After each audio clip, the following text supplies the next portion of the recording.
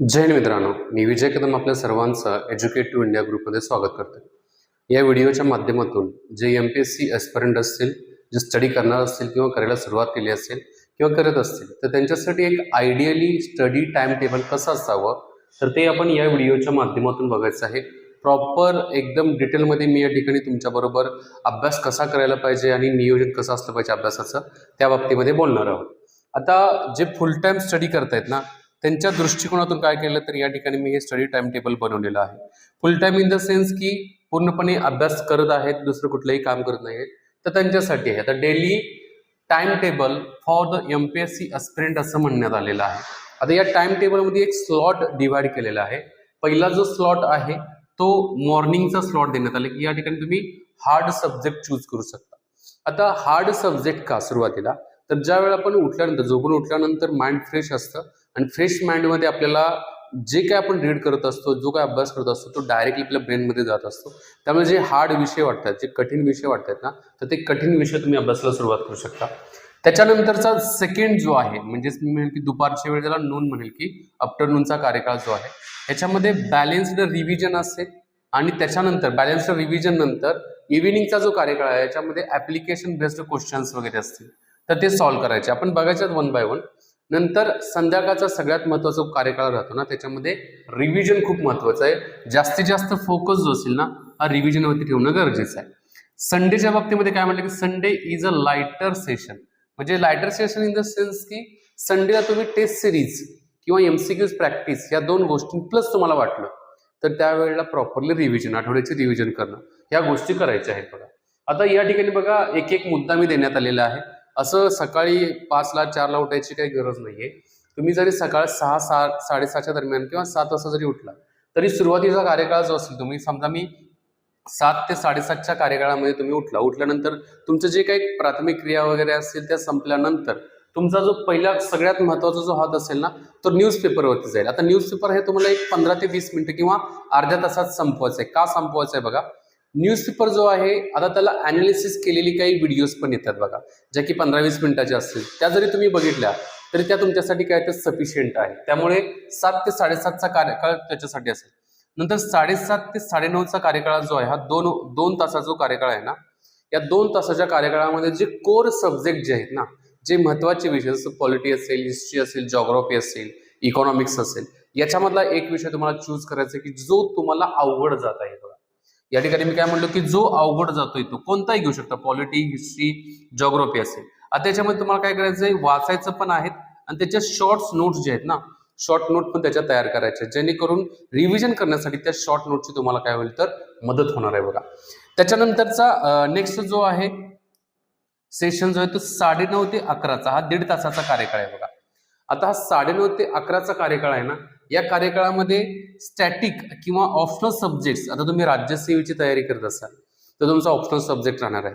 तर त्या ऑप्शनल सब्जेक्ट्सला ह्या काय करायचं आहे तर 1.5 तासामध्ये वेळ द्यायचा आहे. 1.5 ते 2 तास तुम्ही स्पॅन, पुन्हा एकदा सांगेल की आहे असंच पाहिजे असं नाहीये, ह्याला तुम्ही वर खाली करू शकता. बट हा जे तुम्ही अभ्यासाचे तास ठरवले असतील, जे की 7 तास, 8 तास, 9 तास, ते तास कंटिन्युअसली तुम्हाला 4 महिने, 6 महिने, 1 वर्ष फॉलो करायचे आहेत. तुम्हाला रिझल्ट 100% देणार आहे. मुद्द्यावरती बघा आता 9:30 ते 11च्या कार्यकाळामध्ये 1.5 तास असेल. याच्यामध्ये महाराष्ट्राचा जॉग्राफी असेल आणि मॉडर्न हिस्ट्री असेल. ऑप्शनल कुठलाही बघू शकता. याच्यामध्ये काही मॅप्स असतील, काही वेन डायग्राम्स म्हणजे डायग्राम तयार केलेले असतील, नोट्स डायग्राम्स असतील, तर त्या काय करायच्या तुम्ही अभ्यास करणं गरजेच्या आहेत. बघा हा सेकंड नंबरचा झाला. त्याच्यानंतर नेक्स्ट जो आहे तो 11 ते 1चा कार्यकाळ. आता 11 ते 1च्या कार्यकाळामध्ये मी इथं म्हणलो की तुम्ही एक अर्धा तास न्यूजपेपर काय राहतो तो जास्त तुम्ही चेक करणार आहात, म्हणजे हेडलाईन्स रीड करणार आहात. इथं प्रॉपरली तुम्हाला या 2 तासामध्ये करंट अफेअरला वेळ द्यायचा आहे.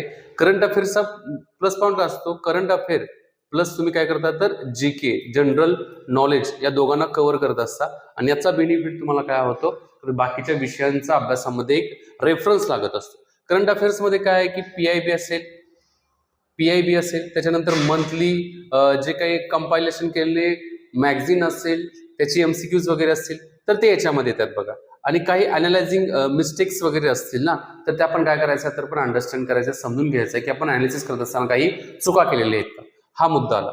त्याच्यानंतरचा जो कार्यकाळ आहे, मी म्हणेल की 1 ते 2.5चा कार्यकाळ, या ठिकाणी मेन्शन नाही केलेला, हा पूर्णपणे तुमचा लंच असेल आणि त्याचबरोबर रेस्ट असेल. आता सगळ्यात महत्त्वाचा रेस्ट घेणं गरजेचं आहे का? डेफिनेटली विश्रांती घेणं गरजेचं. नॅप जे आहे ना, अर्ध्या तासाची नॅपी घेणं गरजेचं आहे, जेणेकरून तुमचा ब्रेन जो थकलेला असेल ना तर पुन्हा फ्रेश होतो आणि फ्रेश झाल्यानंतर पुन्हा अभ्यासासाठी तो तयार झालेला असतो. ओके.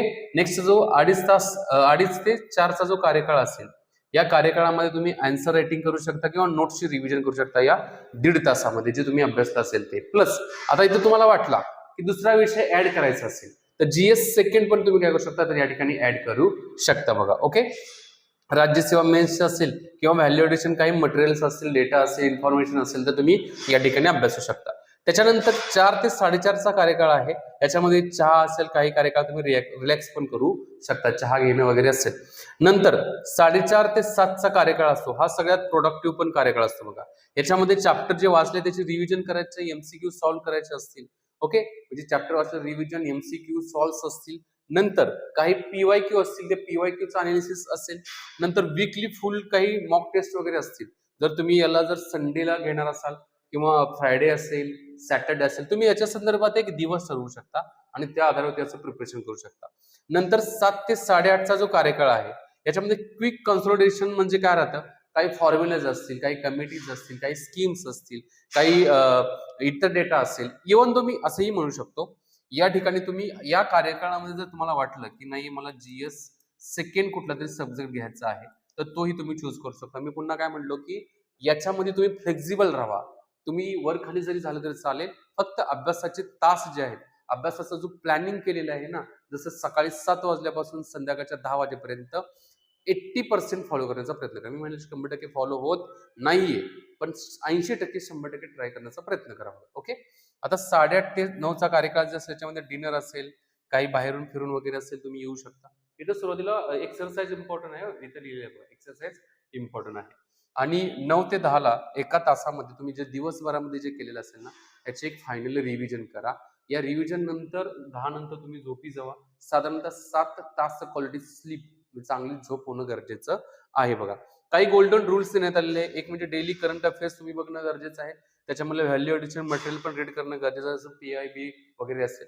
त्याच्यानंतर मिनिमम 2 रिव्हिजन सब्जेक्टच्या जे काही तुम्ही विषय घेतले असतील त्यांच्या 2 रिव्हिजन झाल्या पाहिजे. दुपारच्या स्पॅनमध्ये एक 15-20 मिनिटाची रिव्हिजन आणि संध्याकाळी झोपाच्या टायमिंगला 1 तासाभराची रिव्हिजन ते असेल.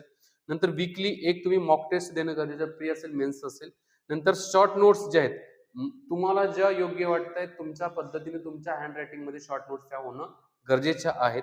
आणि पीवायक्यू वगैरे असतील तर पीवायक्यू सोडवणे, त्याचबरोबर स्वतःचे पर्सनल डेव्हलपमेंटसाठी जे काही चेंजेस वगैरे करायला लागत असतील तर त्या गोष्टी करणे. अशा गोष्टींच्यावरती फोकस केल्यानंतर 1 वर्ष हा जेन्युइन तुम्ही आता सुरुवात करत असाल ना, 1 वर्ष जेन्युइन अशा प्रकारचं टाइम टेबल फॉलो केलं तर डेफिनेटली तुमच्या हातामध्ये रिझल्ट मिळणार आहे. त्याच्यानंतर तुम्ही परीक्षेनंतर तुमच्या हातामध्ये रिझल्ट मिळणार आहे. साधारणतः हे टाइम टेबल जर मी म्हटलं तर 8 तास जे आहे, 8 तास ते 10 तासाचं आहे. आता हे मी का सांगतोय, हे तुम्ही फुल टाइम स्टडी करणार आहे त्या दृष्टिकोनातून तुमचं काय तर हे टाइम टेबल आहे. ठीक आहे. तर अशा प्रकारचं प्रिपरेशन करा. डेफिनेटली तुमचा जे पोस्टच्या बाबतीमध्ये आहे त्या पोस्टचा रिझल्ट तुम्हाला डेफिनेटली मिळून जाईल. ओके. मी या ठिकाणी थांबतो. चॅनलवरती नवीन असाल तर चॅनलला सबस्क्राईब नक्की करा आणि खाली दिलेला एक एज्युकेट टू इंडिया ग्रुपचं मोबाईल ऍप्लिकेशन आहे, डाउनलोड करा. त्याच्यामध्ये नंबर ऑफ कोर्सेस आहेत, त्यातला कोर्स तुम्हाला आवडला तर परचेस करू शकता. जय हिंद मित्रांनो.